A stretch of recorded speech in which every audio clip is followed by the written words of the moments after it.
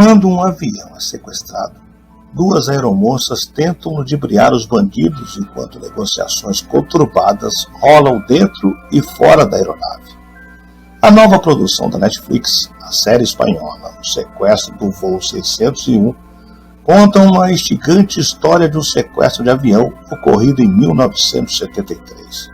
Chegou ao streaming para dar luz a mais uma série real, pouco conhecida pelos brasileiros, mas que mostra bem o peso da instabilidade política pelo qual os países da América Latina passaram na metade do século passado. Dirigida por C.S. Prince e Pablo González, ela reconta o crime acontecido em 30 de maio de 1973, quando os dois guerrilheiros armados sequestraram o voo HK-1274 da Sun Colômbia, exigindo que o governo colombiano liberasse ao menos 50 presos políticos.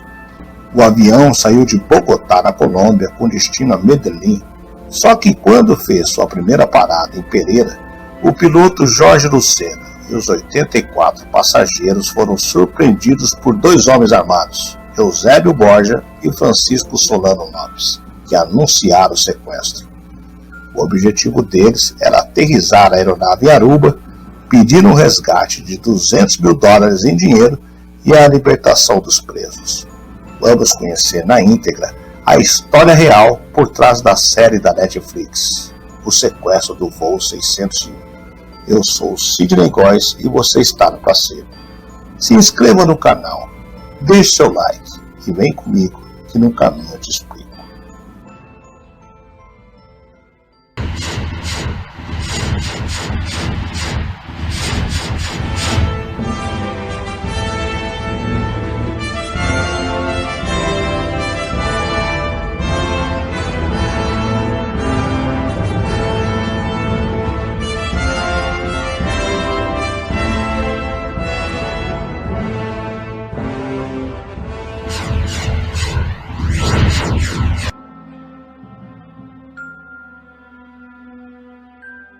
Recentemente chegou ao catálogo da Netflix a minissérie O Sequestro do Voo 601.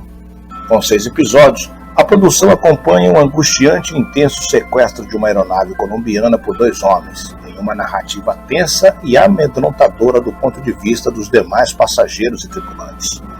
O sequestro em pleno voo, calor ardente, frio intenso e alguns disparos. Em meio ao caos, duas comissárias de bordo precisam enganar os sequestradores para sobreviver. Destaca a sinopse disponibilizada no serviço de streaming.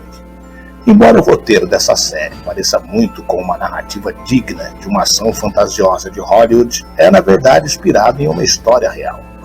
Era 30 de maio de 1973, quando a aeronave HK-1274 da empresa colombiana Sociedade Aeronáutica de Medellín decolou de Bogotá com destino a Medellín. Porém, em uma escala em Pereira, dois homens misteriosos entraram no avião e anunciaram o sequestro. Depois, eles seriam identificados como Eusébio Borja, na época com 27 anos, e Francisco Solano Lopes, com 31. Aparentemente armados, eles intimidaram toda a tripulação da aeronave e seus passageiros para que seguisse uma série de comandos. A bordo, havia cerca de 85 pessoas. Sabiamente, considerando o grande número de vidas em jogo, o capitão Jorge Lucena obedeceu. Como primeiro comando, pilotou o avião em direção à ilha de Aruba, no Caribe. 2 horas depois, quando finalmente chegaram ao destino, os sequestradores realmente revelaram suas exigências. Borja e Lopes informaram os tripulantes para que comunicassem a seus superiores e autoridades que eles queriam $200 mil em dinheiro, além da libertação de presos políticos mantidos em socorro na Colômbia. No entanto, esse detalhe da libertação de presos políticos era apenas parte da estratégia dos sequestradores. Isso porque, graças a esse pedido, os olhos das autoridades deixaram de se voltar àqueles homens individualmente e os consideraram como possíveis membros do Exército de Libertação Nacional, ELN, um grupo de guerrilha urbana que operava na Colômbia. E assim, eles conseguiram preservar suas identidades dos meios de comunicação. Durante o sequestro, os homens também diziam carregar explosivos e que não hesitariam em destruir toda a aeronave com as pessoas a bordo, caso as exigências não fossem atendidas. Mais uma vez era uma estratégia. Além de isso ser mentira, Eles sequer carregavam armas reais e, na verdade, portavam pistolas de festim que serviam apenas para assustar e convencer os reféns e as autoridades. Embora todo o plano de Borja e Lopes corresse aparentemente bem, os líderes políticos colombianos da época recusaram-se a negociar. Isso porque, nas décadas de 1960 e 1970, vários sequestros de aviões foram registrados na América do Sul. Ceder às exigências de uma dupla de sequestradores faria com que, possivelmente, o número de ações do tipo apenas aumentasse. Por isso, o governo apenas ignorou o caso e deixou o destino dos passageiros e da tripulação nas mãos dos negociadores da ação. Inicialmente, o advogado da empresa, Inácio Mustafa, ofereceu uma quantia de $20 mil pela libertação. Entretanto, os sequestradores negaram a oferta. Algumas horas depois, porém, o sequestro finalmente chegou à imprensa colombiana, quando a dupla de sequestradores libertou cerca de 40 passageiros, grande parte mulheres e crianças, justamente para uma melhor divulgação.